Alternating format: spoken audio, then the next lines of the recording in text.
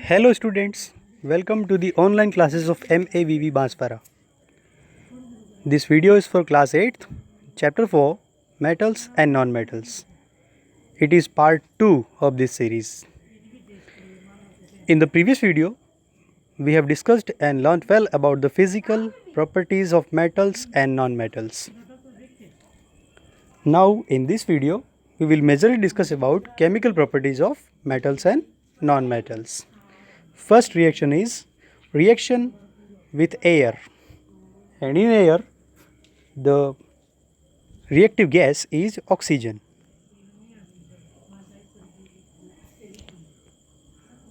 When metal react with oxygen, metal oxide is formed.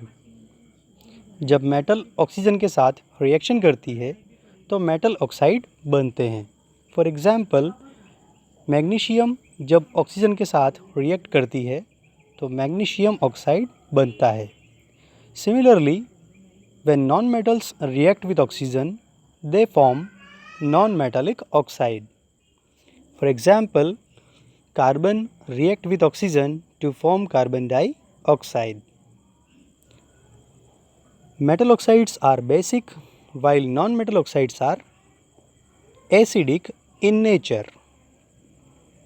It can be tested by litmus test. Metal oxide basic जबकि non-metal oxides acidic nature के होते हैं. ये acidic और basic nature test करने के लिए जो टेस्ट होता है उसे हम litmus test कहते हैं. Bases generally रेड लिटमस को ब्लू कर देते हैं जबकि एसिड्स ब्लू लिटमस को रेड करते हैं. तो इस तरह से कलर चेंज को ऑब्ज़र्व करके हम ये कंफर्म कर सकते हैं कि किसी सब्सटेंस का नेचर बेसिक है या एसिडिक है.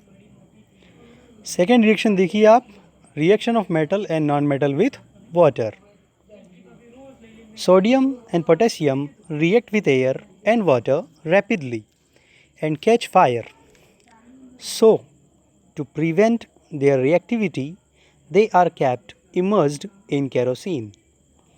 मेटल्स की कैटेगरी में सोडियम और पोटेशियम सबसे ज़्यादा रिएक्टिव मेटल होती हैं.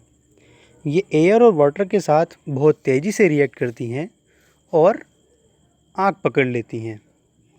इनकी इस रिएक्टिविटी को कम करने के लिए और कंट्रोल करने के लिए इन्हें केरोसिन ऑयल में डुबाकर रखा जाता है.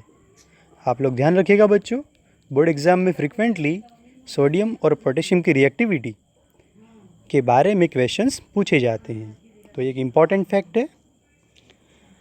सेकंड है, आयरन जो है वो पानी के साथ बहुत ही स्लोली रिएक्ट करता है. जनरली नॉन मेटल्स वाटर के साथ रिएक्ट नहीं करते हैं, लेकिन इसमें एक एक्सेप्शन है जो है फॉस्फोरस. ये बहुत ज़्यादा रिएक्टिव नॉन मेटल है और एयर के साथ रिएक्ट करके ये आग पकड़ लेता है. इसलिए इसकी रिएक्टिविटी को कंट्रोल करने के लिए इसे पानी में रखा जाता है. नेक्स्ट है रिएक्शन विथ एसिड्स. ये बहुत इम्पॉर्टेंट रिएक्शन है, इस पर कई सारे डेरिवेटिव क्वेश्चंस बनते हैं. तो आप इस रिएक्शन का जनरलाइजेशन देखिए. Metal plus acid will form metal salt and hydrogen gas. जब किसी भी तरह की मेटल किसी एसिड से रिएक्ट करती है तो कॉरस्पॉन्डिंग मेटल सॉल्ट और हाइड्रोजन गैस बनते हैं. फॉर एग्जांपल, जब जिंक की रिएक्शन हाइड्रोक्लोरिक एसिड से करवाई जाती है तो जिंक क्लोराइड और हाइड्रोजन गैस बनते हैं. जिंक क्लोराइड का फॉर्मूला होता है ZnCl2. It is a kind of metal salt.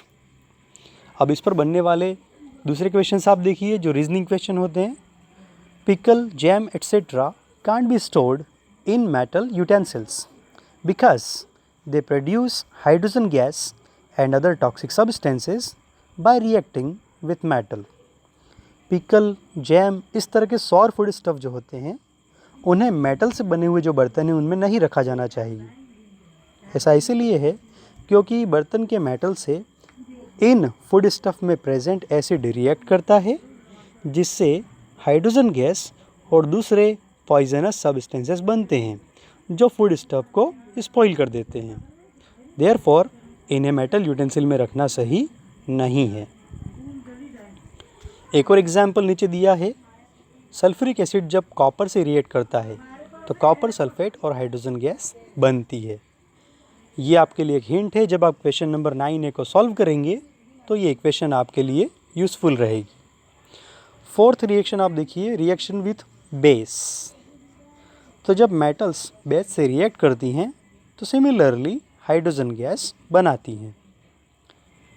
Reaction number 5 देखिए आप, डिस्प्लेसमेंट रिएक्शन।